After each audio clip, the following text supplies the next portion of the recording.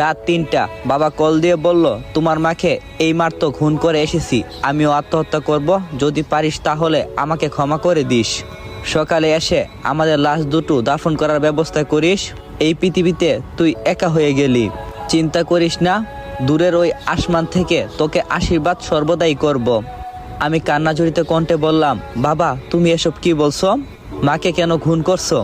আমি তো কোনো কিছুই বুঝতে পারছি না, নাকি মজা করছো?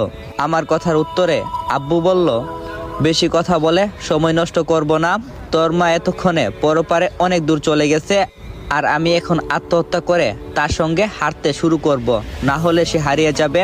আমি বললাম, বাবা প্লিজ মায়ের কাছে ফোনটা দাও, আমি তার সাথে কথা বলবো। বাবা বলল, সে তো গলা কাটা অবস্থায় নিশ্চুপ হয়ে ঘুমিয়ে আছে, তুই সকালবেলা তাড়াতাড়ি গ্রামের বাড়িতে চলে আয়। আমাদের দুটো লাশ নিয়ে পুলিশ পোস্টমর্টম করে কাটা ছেঁড়া যেতে না করে বলে ফোনটা কেটে গেল। সঙ্গে সঙ্গে বাবার নাম্বারে আরো কল দিলাম, কিন্তু মোবাইলটা বন্ধ। মায়ের নাম্বারে কল দিলাম, রিং হচ্ছে কিন্তু রিসিভ হচ্ছে না। বিছানায় বসে কান্না করতে লাগলাম। আমার রুমমেট তহিদ ঘুম থেকে লাফ দিয়ে উঠে আমার কাছে এলো। আমি তাকে সবকিছু খুলে বললাম, আর সে বলল বাড়ির পাশে কারো কাছে ফোন দিয়ে খবর নিতে। সঙ্গে সঙ্গে চাচাতো ভাই মনিরুলের কাছে কল দিলাম। প্রায় 5 বার কল করার পর চাচাতো ভাই ঘুম ঘুম জড়িত কণ্ঠে বলল, কিরে লিমন, এত রাত কেউ কি কল করে, নাকি জরুরি কিছু? আমি কান্না করতে করতে বললাম, মনির ভাই আমাদের বাড়িতে গিয়ে একটু দেখে আসো বাবা মা কেমন আছে। মনির ভাই বলল, কেন, চাচা আর চাচির কি হয়েছে? আমি বললাম, বাবা নাকি মাকে খুন করছে, আর সেও নাকি আত্মহত্যা করবে। আমাকে ফোন দিয়ে এসব বলে কল কেটে দিছে। আমি তো শহরে আছি, তাই তুমি একটু যাবে? মনির ভাই বলল, কি বলিস, আমি এক্ষুনি যাচ্ছি। হাই আল্লাহ, চাচা কেন চাচিকে খুন করবে? আমি বললাম, তুমি একটু তাড়াতাড়ি যাও, আর গিয়ে আমাকে একটু কল দিয়ে জানিও। আমি বরং ততক্ষণ সবকিছু গুছিয়ে রওনা দিচ্ছি, প্লিজ তাড়াতাড়ি যাও। মনির ভাই বলল, আচ্ছা ঠিক আছে। আমি খাট থেকে নেমে তাড়াতাড়ি প্যান্ট শার্ট পরা শুরু করছি। তৌহিদ ভাই কি করবে বুঝে উঠতে পারছে না, আমাকে বলল, আমিও তোর সঙ্গে যাব। আমি বললাম, তুই কেন যাবি?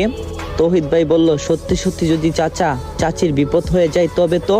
আমি বললাম, প্লিজ এসব বলিস না, পৃথিবীতে আমার বাবা মা ছাড়া কেউ নাই। তখন তৌহিদ ভাই বলল, আচ্ছা মাথা ঠান্ডা কর আর চল তাড়াতাড়ি। রুম থেকে বের হয়ে রাস্তায় হাঁটছি, কোনো ধরনের গাড়ি দেখতে পাচ্ছি না। মেন রাস্তার দিকে একটু গিয়ে কিছু একটা পাওয়া যেতে পারে, তাই সেদিকে হাঁটা শুরু করছি। বাস স্টপে এসে একটা মাহিন্দার পেলাম। রাতের বেলা এই দুইটা গাড়ি একটু বেশি চলে জানতাম, তাই উঠে বসে পড়লাম। মাহিন্দারের মধ্যে বসা অবস্থায় মনির ভাই কল দিয়েছিল, কল রিসিভ করলাম। হ্যাঁ মনির ভাই বলো।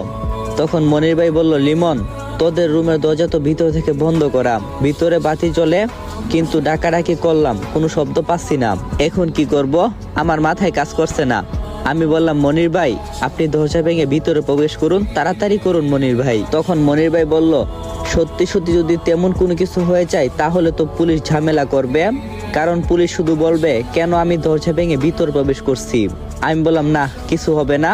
আমি তখন বলবো, আমি নির্দেশ দিয়েছি আপনাকে দরজা ভাঙার জন্য। মনির ভাই বলল, আচ্ছা ঠিক আছে। কল কেটে দিয়ে একটা অস্থিরতার মধ্যে হতাশা কাজ করছে আমার ভিতরে ঢুকে তারা কি খবর দেই সেটা অনুমান করতেই কষ্ট হচ্ছে। আর আমার বাবা মায়ের মধ্যে তো কোনো সময় কোনো রাগারাগি দেখিনি, তাহলে কেন তারা এরকম করবে? মিনিট 10 পর মনির ভাই কল দিল, কাপা কাপা গলায় বলল, লিমন তুই কোথায়?